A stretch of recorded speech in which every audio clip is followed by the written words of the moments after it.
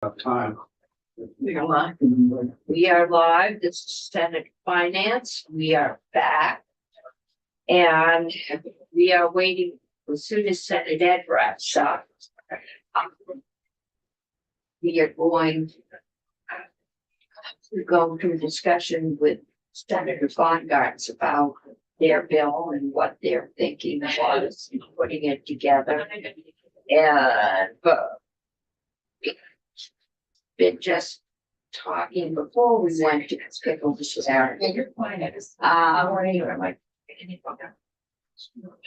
to kind of our goals. I mean, we've got all of this information that's come to us.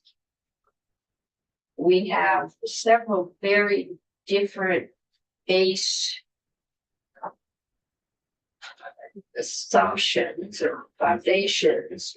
We have some different goals. The administration has said their goal is to provide excellent education to every Vermont student, to reduce costs to an affordable level, to raise some, not all, but to get more equity of teachers' wages. A lot of that seems to be being done by moving to a larger district and school size. But again, that's kind of as far as we got. We didn't get any real specifics on who would be or what would be your one high school in the district and etc. The House started with the Colby Baker people and came up with a higher number than we're presently spending. And I think Senate started with saying, all right, let's see what it would take to what we could do with what we're presently spending. Let's not think we're going to reduce it right away.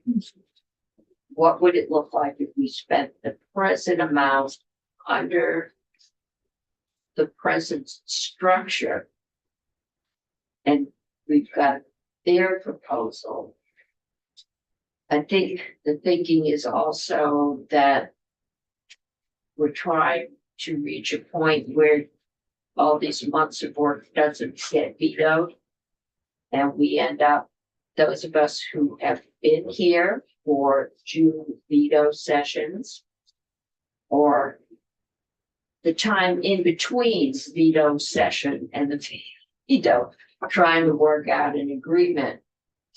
And it has generally been over the cost of education. Would like to find agreement. I think most of us agree that something needs to change. So Senator Gulick.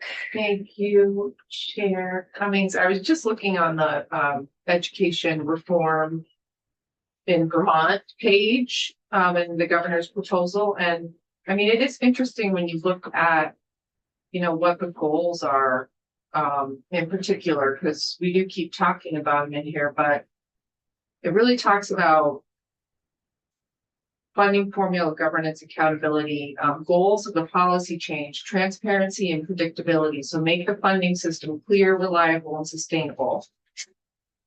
And there's 2 bullet points. That's the first one. Second one, fairness, equity, and quality. Improve educational opportunities for all students, ensuring every student with the same needs receives the same funding no matter where they live. So if you look at those 2 bullet points as goals of the policy change, there is nothing per se about lowering costs right now. Right. It's more about making it predictable, transparent, and improving equity for what that's worth. Well, I think we've all heard that under the present system, it is very hard. I remember one of my towns was the last one to vote last year. And I didn't really have the heart to tell them that no matter what you vote, your tax rate is probably already set because every other town in the state has voted. And if you reduce another $10,000, it's not gonna be a decimal point in that number. And so they don't have control in that sense over their local tax rate. On this one, they won't have control over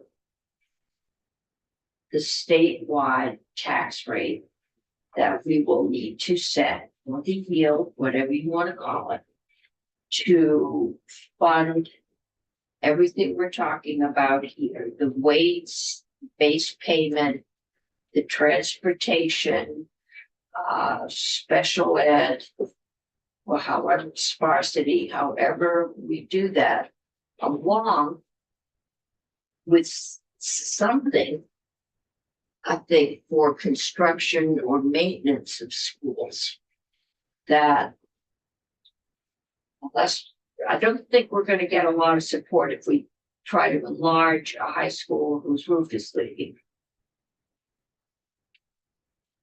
So we're going to have to bite the bullet somewhere on that one. And so what do we want to accomplish? So it's Okay.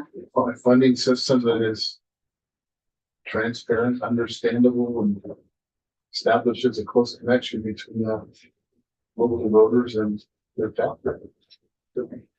All I want. That's all you want.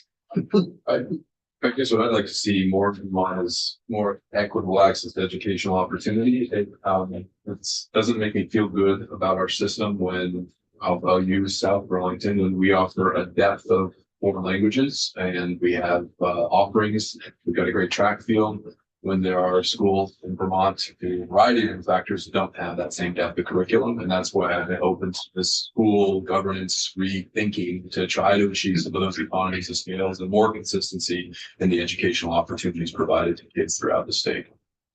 I'm not saying South Burlington has everything that we want, and we're not luxuriously offering services. I just want every kid to have a really good educational experience in Vermont. I'm concerned that our current state is creating that disparity in spending because of local appetite decisions. I'm looking for a system that is understandable, results oriented, and accountable. Going around. Sure. Sure. Yeah, I overall want a system that, you know, it works for the taxpayers, it's affordable for the taxpayers. In the last few years, we've seen, you know, those costs increase all while having a decrease in the student population. I want it to work for the staff, the administrators, the school boards. You know, I hear a lot from the school boards while they're going through the budget process. I often heard from local community members that, hey, you told me in March that my tax bill would be this, and I got my tax bill in August, and it's now that. Being able to be more predictable and having a, like Scott said, more closely tied tax rate to your local spending decisions is key for me. And lastly, you know, having the best outcomes for and that it impacts, and that's our students in the future. And you know, as a father, that's going to have 2 boys going through that system in a couple of years. It means a lot to me to make sure that the system works best for everybody. Good. So we are going. I didn't set it up that way, but that's how it's happening. 4, 5. Okay. First. So I agree with a lot of the things that have already been said, and I have questions about a couple of those things. But I think that one of the most important things is that we have a student-centered system that works for providing equal opportunities for a high-quality education to all students, and that we have a public education system that is accountable to our communities and is functional and cost effective and one that we can afford and understand. As a mom, I think obviously my priority has always been that our schools work for our kids. And as a school board member, that our schools work for our community. I do have a question. Both Senator Beck and Senator Matos mentioned a tax rate that is reflective of what the voters vote on. And while I agree with that, I'm not sure that that's what we would get in the foundation formula. And so, because actually the voters wouldn't really vote on it anymore, except for if we're spending above the base, there would not be a voter vote on a budget. So that's a little, that is actually one of my concerns, is I think it would take the voters out of it a little bit more. And I also would like to have Julia and I think it's Julia, maybe also Kirby, come in and talk about how tax rates in a foundation formula as proposed would actually be set, because it is different. It's not going to be based on your local spending as much. There would be a uniform tax rate. So I do think we need to wrap our heads around what that reality is. And I started to have a conversation with Julia about it this morning, and I was like, oh yeah, that's like a different way of thinking about it completely. And so I think that it would be really helpful, because I don't think the tax rates are going to correspond as much as we think they are. And that's one of the things I think this committee, as the tax committee, really should understand, is those tax rates. Because right now, while it is not necessarily as directly correlated as we want, local spending decisions do impact your tax rate. And that's why some communities vote their budgets down over and over again, so that they can get a lower tax rate. That won't happen in the new system. So that I think we need to wrap our heads around a little bit more. Sorry. Set that up for Julia. Chris has his hand up. I was just gonna clarify what I meant by it Yeah. closely, and it's, if we go down that path of supplemental spending, that if you're spending those dollars in your district, that is very closely tied to you spending those dollars. So it's just about the supplemental. spending. Yeah. I mean, That's, we effectively have a base right now. It's the property bill. Right. That's a base amount of funding that every district gets. Okay, Senator Lewis, I'm gonna They don't see it that way. finish up with you, and then we'll go to Senator Sanders. you guys talk about. Yeah. No, I. Go ahead. I mean, for one thing, I actually agree with what I read from the governor's statement of goals at the beginning. I think those are really good goals. I completely agree with those, and I echo what everyone said around the table. I guess my focus is more, because I believe in that adage that we're as strong as our weakest link. I really think that equity piece of making sure our most vulnerable, our most needy, our most income sensitive folks are adequately supported and funded in our education system, because they need it. My kids grew up in a house where they were read to and they were cared for, and not every child in Vermont has that opportunity. And our education system has to carry that weight. I agree with that. All right, but then the challenge is, how do we mesh the two? We've been letting local school boards decide what they need to educate their kids. That definition has varied depending on school boards and what the school board members think. That hasn't always meshed with ability to pay. And I think the one thing I haven't heard, I guess Senator Crockett, but accountability. We have standards.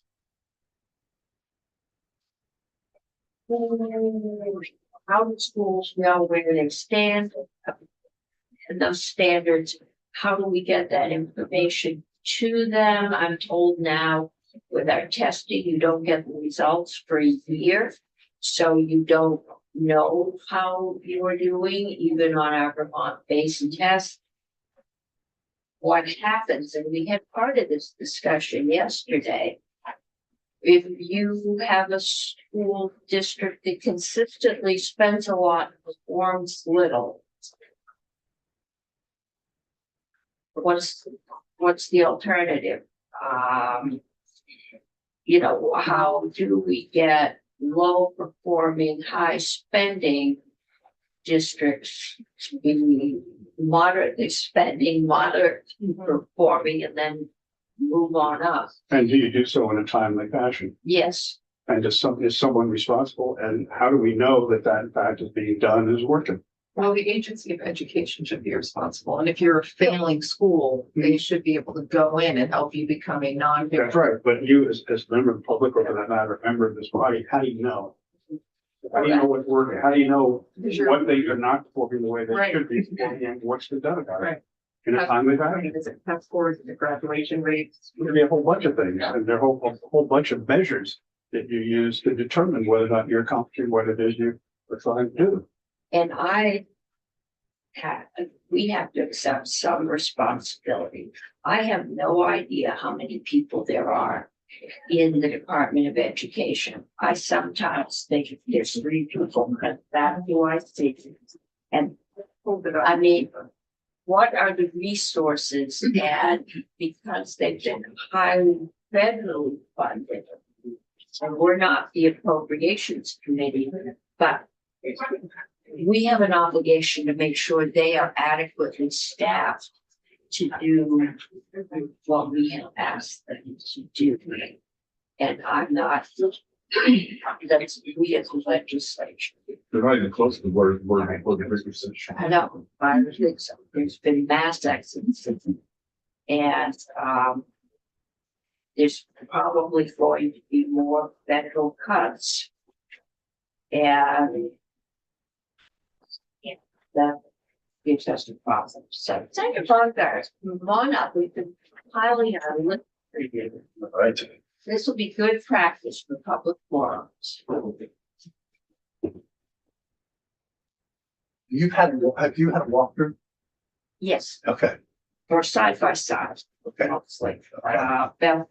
Well, actually, we did not get through John's because Ways and Means had John, so we have walked through the side by side, the first 22 sections, but probably not the sections that are in our jurisdiction. Yeah.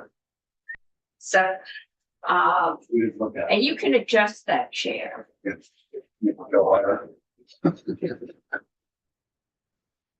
I have mine that height in health and welfare, because I like to Start have higher. feet on the ground. Yeah.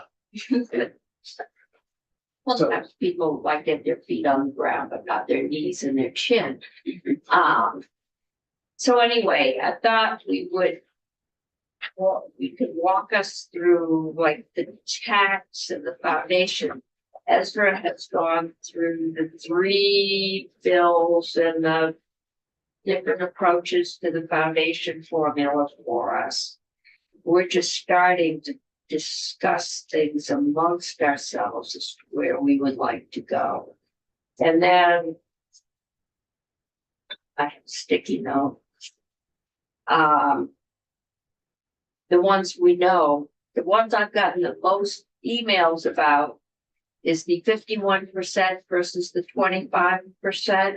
Okay. Now we know there's a difference in how you approach sparsity, the weights for special education. And there's no school size in Right. your bill, and just basically what you're thinking was. So, there's a lot in there. Yes. So what we did is we, as you know, we set the thing in motion, the wheels in motion for the foundation formula on July 1, 2027 at 128. We approached, with, by the way, a 3-year phase in for districts to go up or down, 3-year phase in. Third. And then, for the amount we used this year, spending of 1.88 billion, and kept it there so that when the formula hits 2 years from now, it will be 1.88 billion times NEPA. So the rates, which came largely from Tammy Colby, not entirely, but largely from Tammy Colby, kick in, are altered to fit within the 1.88 billion. So that's how we ended up with that portion of it. If you talking about the 25% for independent schools,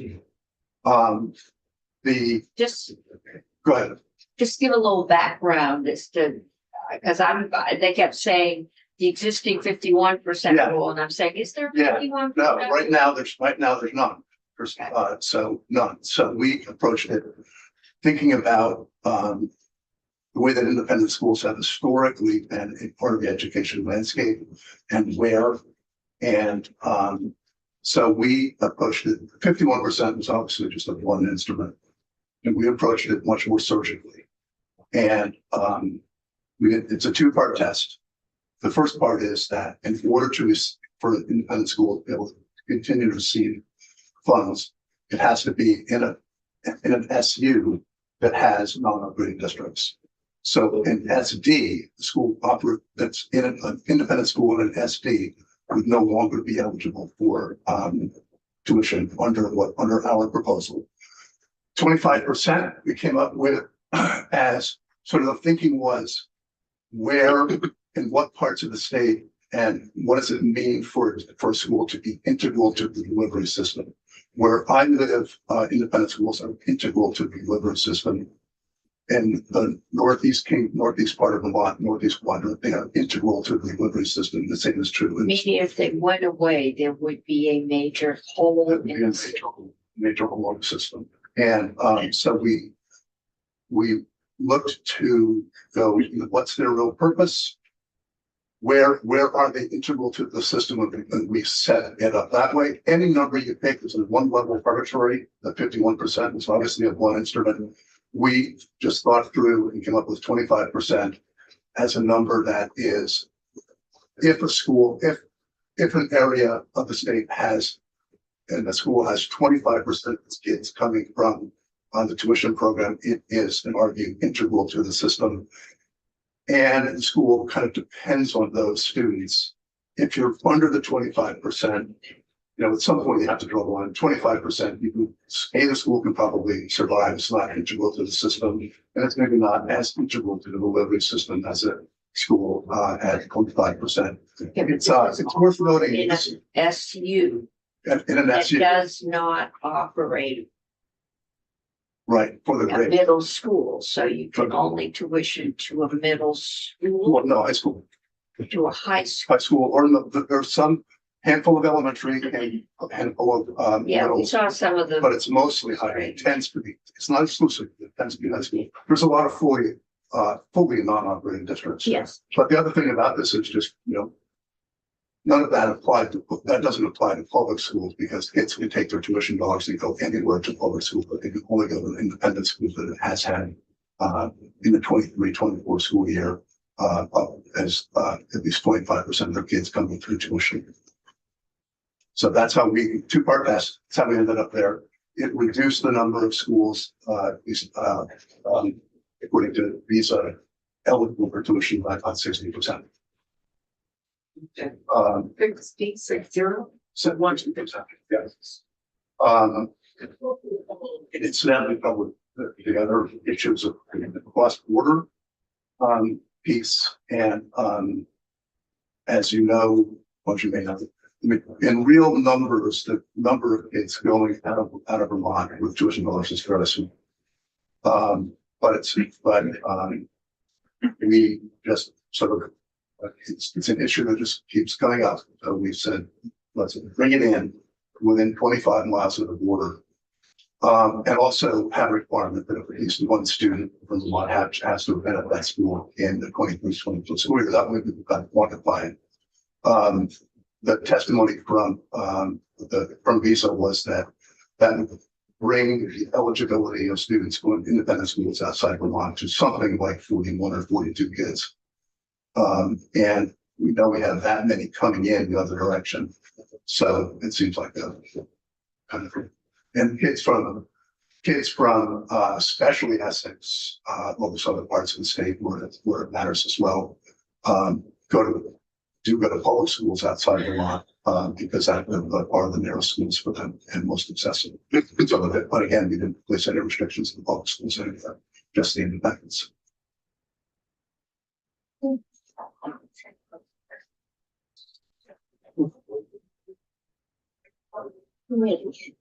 Questions? How many kids,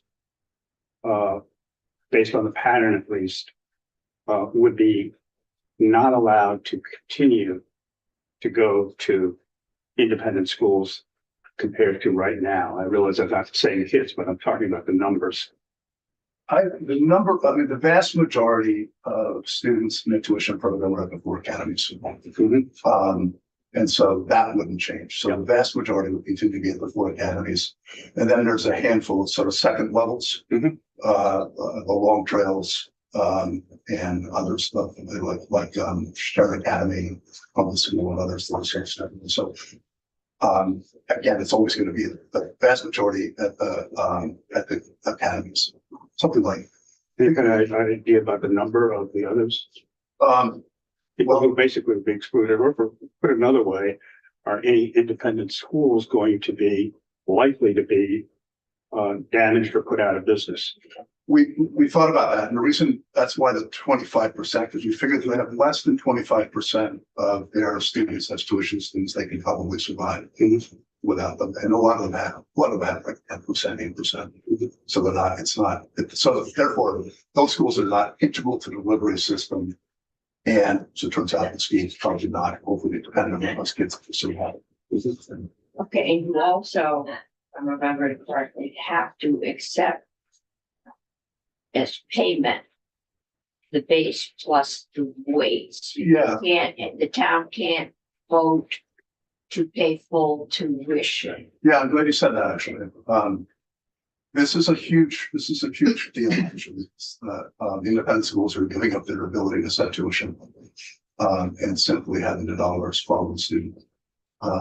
And just, for some schools, that's going to be a cut, but that seems fair. So, Yeah. So I mean, one of the goals of this whole thing was to reduce tax rates on public taxpayers in Vermont. That was what we heard from voters last year. And in order to do that, we have to reduce the cost of education in our state. And it seems like a lot of the sort of levers that the House had in their bill and the governor had in his bill, to do that, you all took out of your bill. So the class size measures, the school district redistricting measures, particularly moving to just school districts, which are much more efficient than supervisory unions and the whole, mishigash that we have for school districts right now. And then also the private school money going to private schools, which tend to be higher costs. And so they drive up the cost of education in the state. And all of those things you took out of the bill. And I'm just wondering, and then you underfund the foundation formula, you sort of backed into a number and kind of created a hybrid or jumbled foundation formula, which doesn't address the actual true cost of the education in the state. So I'm wondering, how do you see what you all did as leading to, controlling costs in an equitable and logical way? So the equitable and logical way is we indeed, with the bill and with the foundation formula, balance the ability of taxpayers to pay the cost. That's why we left at the 1.88 billion, which did require, because if you do the evidence-based model, it kind of the only question is, what does it cost to provide X, and it's kind of like, it's hard to control it. You can't control those costs without having some number underneath it. So we indeed, you're right. We chose the 1.88 billion that we're spending this year, and we squeezed those a little bit to fit that formula. But we kept the weights are basically the same as Dr. Colby's weights, but for poverty and for special ed, which are the big ones. And so as it relates to. But wait, can I ask you about that? 'Cause Yeah. I want to make sure that. I think you understand this, but I want to make sure that you understand that the weights are supposed to be in proportion to the base. So if you change the base, the weights have to change. So Dr. Colby's weights are based on the base that she calculated, which is higher than your base. So the weights, No, I understand. plopping, my favorite word this session, plopping the weights from a different empirical analysis onto your base is not, mathematically doesn't work. Well, it comes close because the other, the bill that came out of the House, went past the amount that the governor said is going to sign, the 1.88. And so we started with that and then did with the weights in the base, the best we could possibly do based on that. You're right. They'll get tweaked a little bit anytime you make a change anywhere, it tweaks. And so it's not 100% empirically based on one. We understand that. But it's pretty close. Between the base and the weights, it's a little bit less spending than Dr. Colby's going to give up with. I think there are a lot of people out in the state who followed education finance for a number of decades who were here when the Brigham decision was, and I know you were around and probably paying attention, and that led to Act 60. And one of the things that led to the Brigham decision was underfunding a foundation formula, was the state not meeting its obligation to fund the foundation formula at a sufficient amount. And, a lot of us have been talking, oh, don't worry, this is a different foundation formula. This is a different time. And this will be an empirically based foundation formula. And there'll be a lot of things in the law that hold us accountable as a legislature to appropriately funding that foundation formula. And I think it's really discouraging to me and others who are watching to see that right out of the gate, the proposal is to underfund the foundation formula. We kept the funding the same as this year. So With an inflator. With an inflator. So I guess that your statement would require that we're underfunding now because we kept it the same. And I think I understand what you're saying. I understand about the empirical based, and once you start squeezing it to meet the available costs, it changes things. But we made the decision that that's what we had to do in order to make this thing work and keep it at a price that people can afford. If you go into the small schools issue for a minute and the small class size, that was obviously a conscious decision on our part to take that out. And our thinking about that is that if we start off with a 1.88 billion, we have a multiplier put in, an equal multiplier, that is going to put downward pressure on districts. And to gain, because part of the reason that I don't think we are underfunding, so there's efficiency to be gained in a lot of instances in a lot of districts across the state. And so rather than tell them what their class size have to be, because my view is that anytime you do a one size fits all like that approach, you end up with unintended consequences in districts that you can't have foreseen or situations you can't have foreseen. And we would rather have that happen more organically with districts now. They're going to be on 2-year notice that they're going to have to get more efficient with this. And with the multiplier helping to control the costs and push down, keep some downward pressure on costs, not just constantly up. And I realize all the reasons that's been happening, by the way. It's not anybody's fault. I understand all the reasons it's been happening. But we wanted that to happen organically and have the decisions made locally rather than have them be made by us.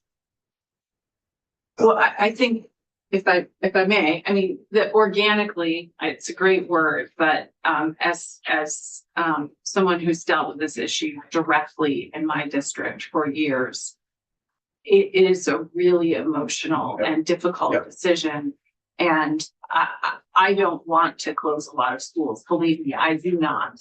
And sometimes they get so small that they're not viable anymore. But it's still really hard for a community to go through that. And having a tool that the leaders in the school district can use and say, you know, this is a class size minimum that is, you know, evidence-based, and, you know, there's research behind it, and it's something the state is telling us we need to follow. Makes it a lot easier at the local level to sort of make those, just have those conversations. And so I'm a little worried about the pressure that this puts on local education leaders that don't feel like the state will have their back. We're taking money away from them potentially, and we're telling them that they have to be responsible for the hard decisions at the same time. We are talking to have to be responsible for the hard decisions. We've had a lot of discussion about that. And we really decided that between the two choices, having those decisions made locally, where the people making decisions understand the situation around that the must be understand the issue. We had superintendents say exactly what you just said. But we think that it's better not to try to do a one size fits all from us mandating things like class sizes and school sizes. And what the board will have to help them with this is the knowledge that they have X amount of dollars, and they're going to have to look within that X amount of dollars. And so, if so, the policy choice, we did not want to have the legislature make that decision. We wanted those decisions. But even for guidelines, I mean, because I think that even just having state level guidelines really helps local school districts to be able to have those hard conversations without putting the pressure on the people who are sitting in the gymnasium talking to the. It depends on what is meant by the joint guidelines. So. Okay, so we have that. But I think we're all agreeing that to reach our affordability goal, we are going to have to do some consolidation. And the question is how to best achieve that. Is it bottom up or top down? And what incentives do we put there? I also think we're going to need to put some school construction aid in there and some guidance, because if you can't move your school into the neighborhood, the neighbor's school, you're going to have to build a couple rooms, or if the school that will fit them has a leaky roof and the plumbing backs up, you're going to have to do some major repairs. So that I don't think anyone has really talked about. Maybe since we have a glorious week to deal with that. Well, it's certainly that's talked about, just figuring out where the money's going to come from. Has been that's been an issue. We're going to print it. Okay, send me Jim. Building on that, I will say I shared some of the concerns Senator Hardy has raised. I just thought class size minimums having something there to help school boards have to talk to their communities about where they need to get to. It seems to be good policy to improve. But tied to that, I know you haven't memorized this, but in your school district boundary task force report and looking at the side by side, I commented on this yesterday when it was presented to us. It really has to do with where you have sort of fallback. So the task force shall also make recommendations for an alternative process to encourage school district consolidation if the General Assembly fails to enact new school district boundaries not later than January 31st, 2026. My concern is what I've heard from, and I agree with the administration, that to really achieve what we want to do with this, we need to move the foundation formula with a more rational governance structure. And I'm concerned that that fallback is now increasingly likely. And as I look at it, and I don't think Ezra presented this, but it is on our committee page. She does a breakdown of what these numbers would look like for certain districts. I just worry that if this foundation formula goes in and we don't have a consolidation, for example, Washington Central Unified Union School District, they lose $4 million, and Central Vermont U.S. School District would gain $4 million. I'm just imagining that world. If you're the winner in that formula, why are you motivated to work with your neighbors to organically do it? So I guess I just would love to hear more you're thinking about this fallback, because my concern is that moving this forward without some really Yeah. motivated consolidation is going to land us in almost the same spot or worse. So the fallback may include having, if you haven't done it by 2030 or something like that, the state board doesn't. So that was exactly what Act 46 was. Yeah. And so what this fallback is a repetition of Act 46. With a lot more incentive to get the job done. Okay. Yeah. I don't believe you were involved with Act 46 either here or actually through a public school consolidation. It was a difficult process. And to have that as your fallback, I think is not a viable fallback. Well, having been involved in it. Yeah. I don't think I have to implement it we on the went ground to people. far enough. I don't think we just, and then, I mean, we didn't have a Secretary of Education at that point. And we did. And then she left, and so when it came to putting things into place, and we were dealing at the governance structure, again, thinking if we merged boards, that they would merge schools, and they didn't. And we probably, had time, should look at what did go wrong. We were looking at the same thing. The schools are not financially viable the way they're set up. We knew that 10 years ago. And the cost has now become so painful that we're not going to be able to afford it. Yeah, I think this has to be, we didn't fully tackle the issue. We left it for this commission, then next year, but we're gonna really have to tackle the issue about if districts don't voluntarily merge, what happens and how do we make it happen and at what scale do they have to get to? So that's something we have to do over the summer, fall of next year. Because we do have to get, and one of the things you have to be careful about, I've just thought about a lot of support from districts. We have to make sure there's somebody who raise that. You can't have work in districts. So. Right. Yeah. I'll go after Senator Hardy. Do you want to? Well, Senator Hardy said it. Yeah, okay, thank you. Thank you, Senator Bungert, for being here. I was hoping you would speak a little bit more to your thinking on maintaining supervisory unions. We got a great letter yesterday from BASBO, and I just want to read a few of the things that they brought up as issues. They talk about the SUs being inefficient and imposing unnecessary administrative burdens and costs.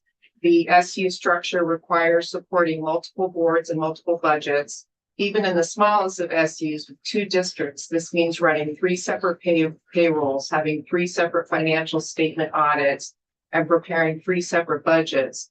In addition, the structure makes it difficult to share staff across schools, a critical component of achieving scale in our small schools. We have to hire staff in one entity and bill back the others for time in different districts.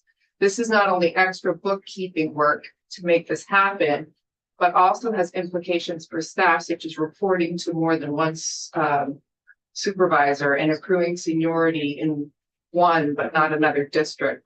Those are just some of the examples that they gave of the inefficiencies of SUs. Can you speak to your choice? We had, we also had testimony, from superintendents in favor of SUs. And SUs are creatures of statute. So for instance, that issue about being able to move employees back and forth is something that you can deal with as statutorily. They are, if you're going for independent schools, schools have to be in like in districts. And so you have to maintain, if you're going to maintain independent school network across the areas that we think is to be maintained, you have to have the SU structure available for, we may end up with a fifth of the SU volume that we have now, because most may end up going to SDs, but the SU model is the only way for it to work in areas where I live, or in the East Quadrant, where independent schools are a huge part of the education landscape. Okay. So maintaining SUs, just to be clear, is in order to maintain our private school voucher program. We don't have that, sure, but anyway, we have. Tuition vouchers, Yeah, kind of tuition. the same thing. No, actually, they're very different, but that's okay. They're, but yes, they are a requirement, for the independent schools to continue their job in the landscape. Yeah, they have to be within this year. Because they have to be within an SU. We have- And a SU is larger than an S. Not necessarily. Well, that's what I'm thinking. Yeah, We could not change the necessarily. Yeah, definition. yeah. I mean, we're rewriting everything. We can rewrite several things out of existence if we wish. But Yeah. if the structure exists on the ground, if you Yes, change it on we the ground, avoid to have to change it in change it, and statute. that's what we've got. We've got districts that have SUs that have large numbers of non-operating schools in them. And how do you move them into what we may decide is a more desirable system or consistent system, which we are not going to do in the next 8 days. Yeah, and one of the things that I've been saying this whole year is that we have at least as much work to do next year as we did this year. Oh, yeah. And Every over year. the summer, fall, and Every winter year. after. So. Yeah, I think we're we sort of talked developing, about this year is a roadmap. a bit of a framework, and then there's a lot of work to fill in underneath. Got the outlines, now we need to take our crayons and color in the lines. And that would be the big challenge. Second matters. Thank you. Seth, just a quick question about the base amount and then the NEPA that's gonna be coming out in the next 2 years for FY 27, 28. Is the NEPA gonna be applied to the 1.88 billion or to the base amount itself that's set forth that 14,870? I believe it's the 14,870. Well, I just wanna make sure I'm reading it right. I think what you apply to base. Yeah, because otherwise you'd have And to. then that extrapolates out through the. Yeah. Right, okay, I just want to make sure. And I've asked if we could get a report on what NEPA, what's the trend with NEPA, so we may. Is the house base number based on now? Or 4 years from now, if we did the house base. Okay, so they would start out and add NEPA to a higher base. Of course, Senate is proposing to start with the present base. Move us forward as we economize, but keep, it would go up according to NEPA, and we'll find out how that steps up. Which is what we did under 60 when we had a state general fund transfer. It was tied to some inflator and went up every year, which was a challenge when state revenues tanked. But so that would do. It won't be the 188 when this goes into effect because it will have been inflated up or down, maybe deflated depending on what happens. But I haven't seen, I've seen stagflation, but I don't know that I've seen deflation. So I have to say that you consider that one. Yeah, okay. So I think it's important to remind folks that the House version is based on a cost-based analysis, which is Right. the cost that is required to Right. actually meet the standards that we want for the type of students that we are educating. So to Senator Brock's point that you remind us of often is to make our system accountable. We need to be able to, fund the costs that meet the standards that we've put in place. And so that is what it is costs to do that right now under the current Well, system. that's what one consultant study says. Well, it's fair, I but mean, the- and then the the- other is the- what we are presently spending. but what we're presently spent, with the cost of of educating students is based on what we're presently spending. So there is a disconnect between those numbers. But they're not, the numbers that the Senate Education Committee used are not empirically based on what it actually costs to meet standards. But my question. Is evidence-based. No, but my question for Senator Bongartz is twofold. The committee that you established in the bill to work on the new districts is all legislators. It doesn't include anybody who has worked in schools and run schools or school boards. Doesn't include anybody who understands geography and has done geographic analysis or anything like that. So I'm curious why you chose to sort of politicize what should be a sort of literally educational exercise. Okay, And then my second question is about timeline. Because I know you squeezed the timeline compared to the House's version back to, I think, the timeline that was proposed by the governor. But it doesn't seem to leave any room for actual elections of new school boards or to establish and do all the work of establishing new school districts, which is not an easy process. so taking them in order, your first question is why did we do the 4 and 4, the legislators? The legislature takes on complicated issues all the time. We sit here at this table, we have witnesses come, and we assimilate everything we hear and make decisions.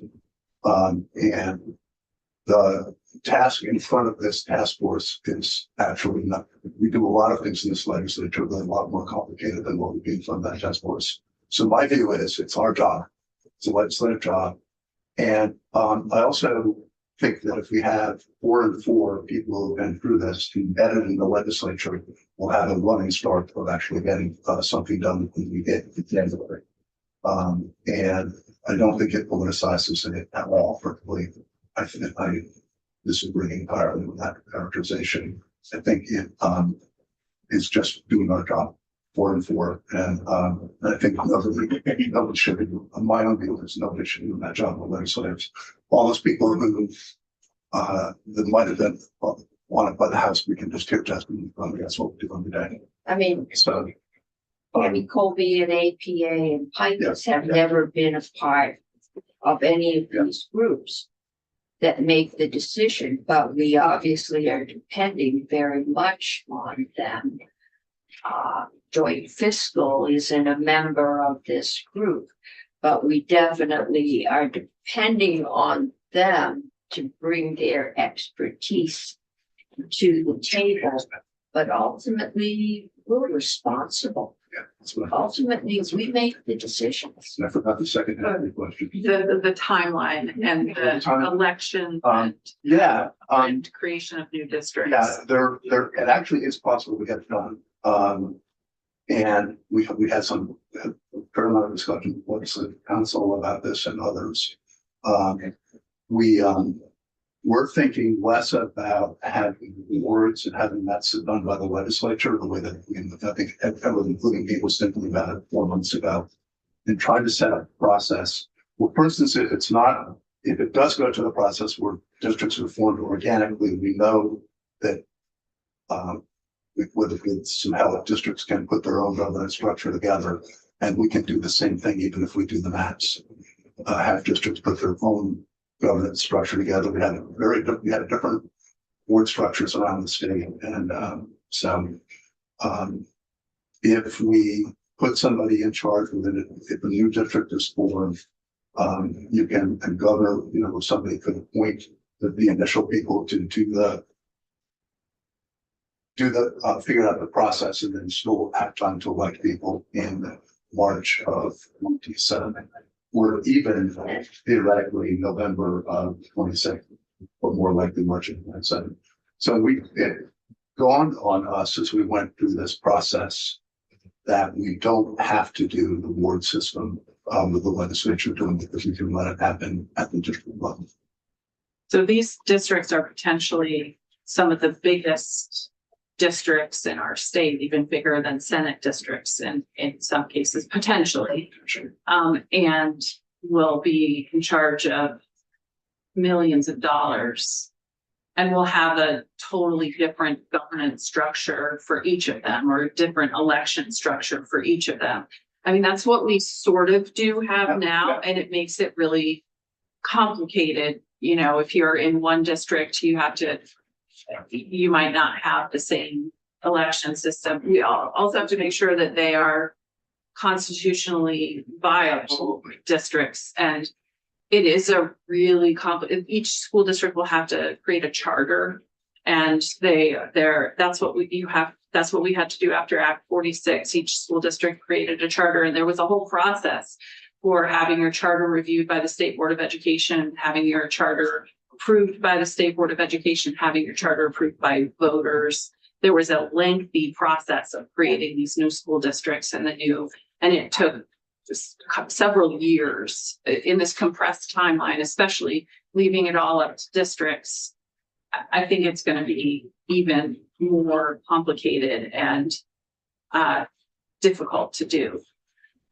So, I don't know, we walked through, we did walk through the scenario under which it could get done. It probably, some will, some won't, I suspect. So, and yeah, this thing will run, it has to, on the current districts, beginning July 1, 27. Okay, and we will be reworking this. Senator Brewer, did you have enough? Sure. How much time do we have? You have as much time as you Okay. need. Great, I'll leave it up. How about Senator Bongard? Do you have time? Okay, for one. Okay. I have to leave in 50 minutes.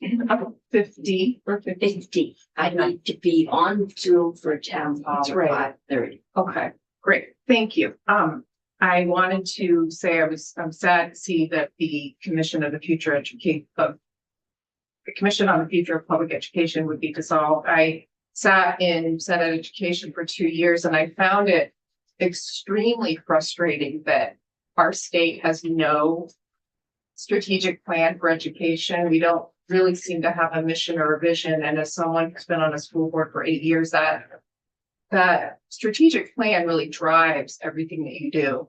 It drives funding, it drives decisions, it's critically important. And so it was hard to do work in that committee because you just didn't know, like, where are we going? What are we doing? And so I was hoping that the commission would be a non-politicized organization that might be able to get us to that North Star of what we want to do as a state. That said, I guess I want to categorically disagree with the idea that the committee to do the redistricting should be legislators. I hear you. We do make hard decisions in this building. And I also think education policy is woefully misunderstood or not understood amongst a lot of my colleagues, no offense, but it is complicated. It's arcane, it's Byzantine. We have, the 2200 series, we have Title 16. We looked at the district structure. Oh my gosh, it was 20 pages. We're looking at foundation formulas and funding formulas, really, really complicated. So to think that it just seems like there's a lot of hubris to think that we can do this. And, we do hard stuff. Everybody thinks they're experts on education because they went to school. The fact is they're not. It is complicated. It is hard. And for me, it would be wonderful to have folks with knowledge, deep knowledge in the various areas, be it districting, be it financial, be it geography, come back to us. Absolutely, we get the last word, but it would be so empowering, I think, to have knowledgeable folks with the expertise do complicated work. That's my 2 cents. So I try not to be disagreeable, but I actually see the other point of view that I'm trying to get Yeah. point. We will have committee I like. discussion. Otherwise known as argument Sure. on our own time. But I mean, it can go both ways, and we will argue that out before we put our stamp on our version of this bill. And I'm hoping, right now, I'd like to understand what's the thinking behind the presentation here. So then, as we move forward, we're not saying, oh, they must have thought that. We understand the reason that it was done. Senator Meadows. Yeah. See, I'll change gears. okay, I have more questions too. Little backstory here. Dealing with some things in my district right now about just commingling of votes in the small town voice. I know it's not going to be as big of an issue in the context of this bill, but if we stick with a supplemental spending, there will be a vote on that. So from my perspective, and I don't see it in here, but making sure that those small towns have their voices heard and not have the commingling of votes in these new SUs or SDs. That way they can be heard on if that particular town wants to spend more or a larger town wants to spend less or whatever it is. Just being able to have that voice of the voters in those towns be able to be heard. And I don't know if that's something we can put in here to spell out, or if that's something a next year thing, or continually working on it. We of course didn't touch the, anything having to do with supplemental spending, because that's the turf of this committee. So we didn't look at that at all. The issue of small towns and rural Vermont, which is being connected to a larger area, is something that really come out of the district sizes and then the governance within those. You can see, I don't know how big the issues will end up being. It's something we have to, the committee will have to work on, think about over the summer and the legislature next year. So whether we're talking about, I think, frankly, for what it's worth, my opinion is we're not talking about districts anymore. As large as what was first proposed. But then the governance, but even with a district 4,000, some towns could get, and I understand those issues. And that's why if we can figure out a way to let districts like where I live, the Taconic and Green, I think has a very, I think it's I don't know how unique it is, but governance structure that they came up with that makes everybody feel like they have a voice. And so hopefully districts can figure out how to do that. Yeah, that'll be one thing. Part of the difficulty or ease will be at least to some degree the size of the districts which we end up. Yeah, and more so making my argument for me for being able to have each of those district or those towns within the district to be able to have their voice heard on spending decisions going forward. I think that's going to be one of the challenges. We have a culture that is very used to having hands-on decision on their very small schools. We know we can't afford to keep funding those schools. We don't have enough rich people to tax. And so how do we make and help people make that leap? How do we help them understand why we need to do this? How do we make them to help them understand that, if we do this, your kid is going to get more educational opportunities, hopefully better teachers,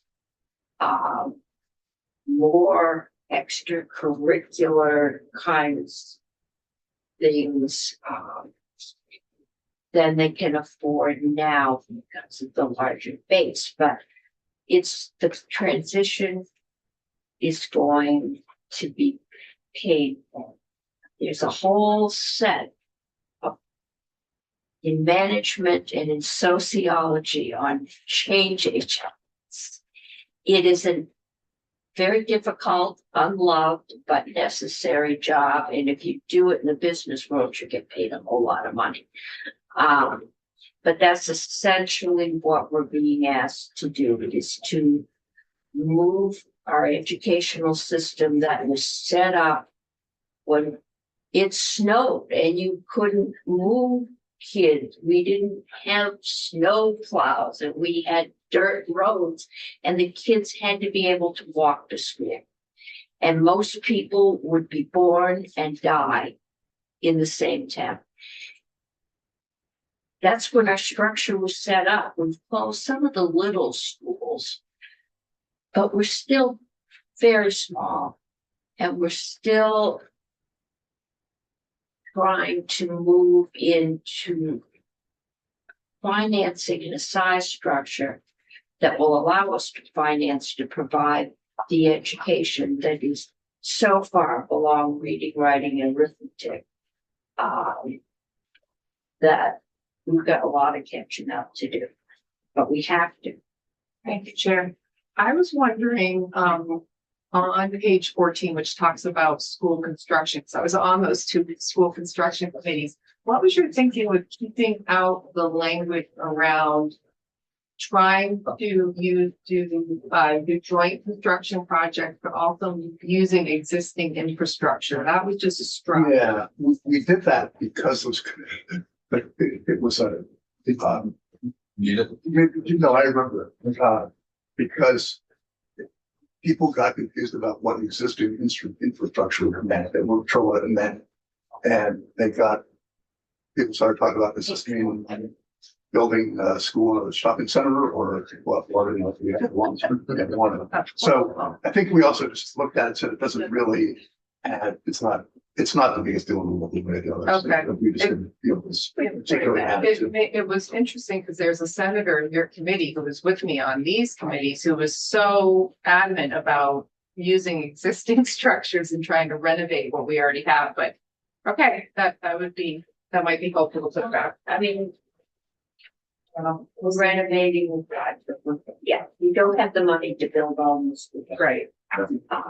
Even if the ones in Montpelier were built in the 1800s, and it's been very expensive to renovate, that's what we're gonna do, because we're gonna merge and convert them to something else, but we just don't have the money. Because we just don't have the tax base to do the kind of building we did. We built out for the baby boom, and now it's gone away, and we're seeing our small colleges go down. And we're seeing our small schools, we just don't have the students we used to. And it's just a limit to what you can prop up. So we'll go. Did you have something, Senator?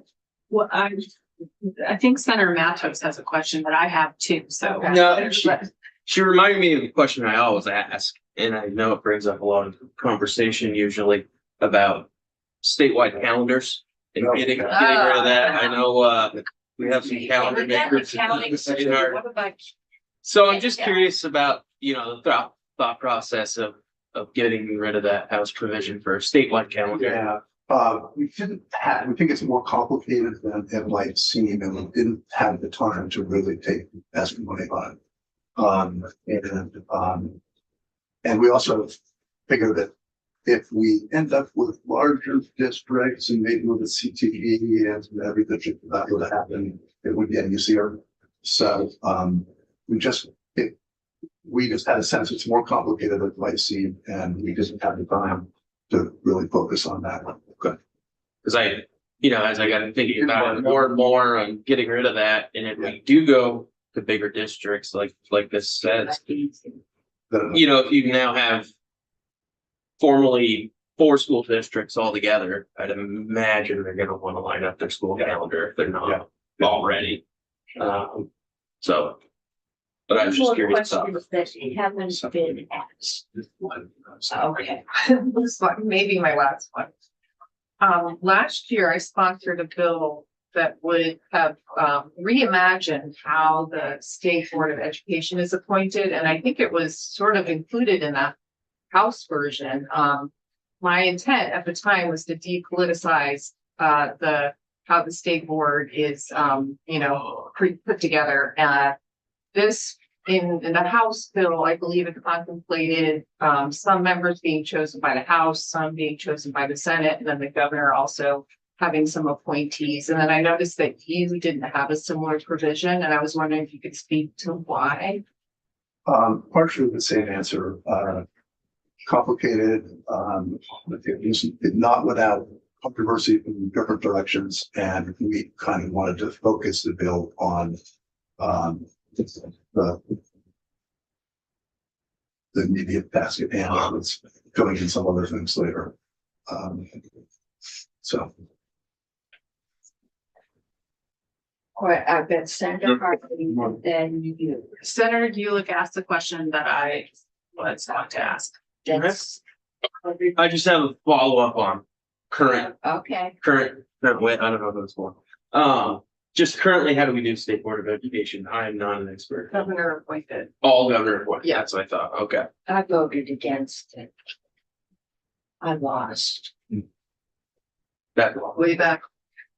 It wasn't that far way back. That's true. It wasn't that far, right?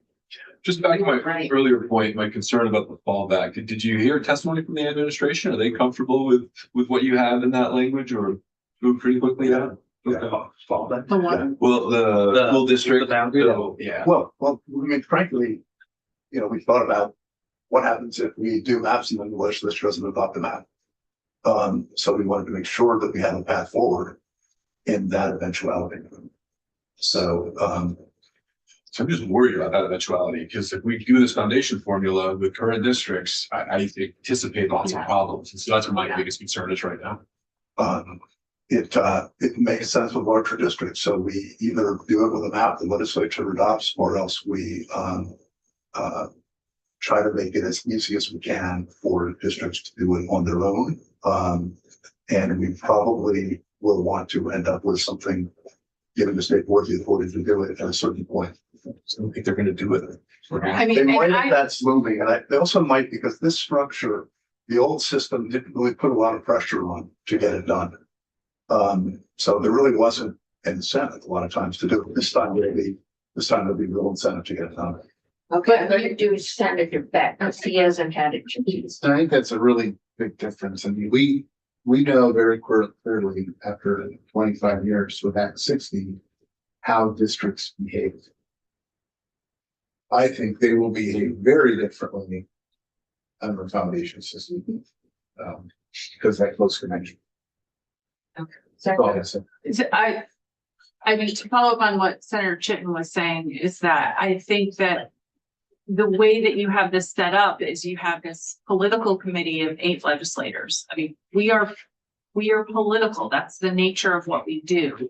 And we don't have specific, not all of us, some of us do, but not all of us do have specific, and not all of the 8 people who probably will be appointed to this committee will have the expertise to come up with school districts. And the way that you have it structured is you have them coming up with one map that has to be voted on within the first month of next session. So it basically puts this sort of gun to the head. And if you don't do it, then it goes to this sort of kind of vague other way. And I agree with Senator Chitton, and even if eventually maybe districts will, it takes a long time. I did it on the ground, and it takes a long time to come up with new districts, to work through the process of establishing those districts, all the legal things. Our districts in many cases are old there, and this committee has heard me say this before, but sometimes there are things like, oh, this shared water pipe that is shared by the farm next door, and we have to really figure out who owns that water pipe and is providing water to the school. That was literally a thing in one of the districts when we were merging under Act 46. These are really a lot of small little problems that add up that you have to figure out when you're creating new districts. It takes a lot of time, and there will first be a bunch of pain from the districts about being underfunded under the foundation formula. Okay, I'll let you answer, but we're gonna have this discussion. This is getting in, I don't wanna argue they made their decisions. This is why they made them. Now we're gonna fight amongst ourselves and make our own decisions. The only thing I'd say about it is that, the current system is coming unglued. And, we thought it was important to get the system up and running as quickly as possible. As reasonably possible. It will work under the existing system. That's why we phased in as well. And in the meantime, there is time for the districts to merge. There's, even if they can't get it done in 2 years, even after the first year, the amount of, dollars involved, either up or down, is not the full amount. So there's time. But there's also pressure to get it done. And that's sort of the construct that, that's the way, that's the situation we think we find ourselves in, and we went for, to really What's the right amount? make it as quickly as reasonably possible, partially because the current system is coming in blue. And Because our that's- schools are not under enough pressure right now. Okay, Well, but I guess that's a fundamental question though. Yeah. Right, and it's a fair point. That they're under pressure. The question is, what's the best way to fix the pressure? And is it to leave the existing system in place and have that pressure continue, or is it to try to make a transformation that's gonna be painful, but maybe in the short run will get us to a better place? And that's and we're gonna make our best guess. yeah. And as we go through it, there are always those words notwithstanding. This is not carved in stone. As we go through and if things don't work out, we've been tinkering with Act 60 for years. As new things arrive and things cost more, we make adjustments. We've done rolling averages for up and for downs, and it's not done when it's done. We have the ability to adjust, and And I think a regular measurement at points to know what is it working, so it's identified as early as possible and be addressed and at least attacked at the next opportunity. I'm going to charge you with seeing if you can figure out how we do that. I'm told there's some accountability in the House. And we have a lot of work to do in the next Yes. long or two. We have a lot. Okay, thank you. Thank you. Julia, Thanks. is it possible to get one of these for the Senate version? Julie Richter, JF, the Ledge Council. Ledge Council did that? Okay, I'll ask them then. Okay. Committee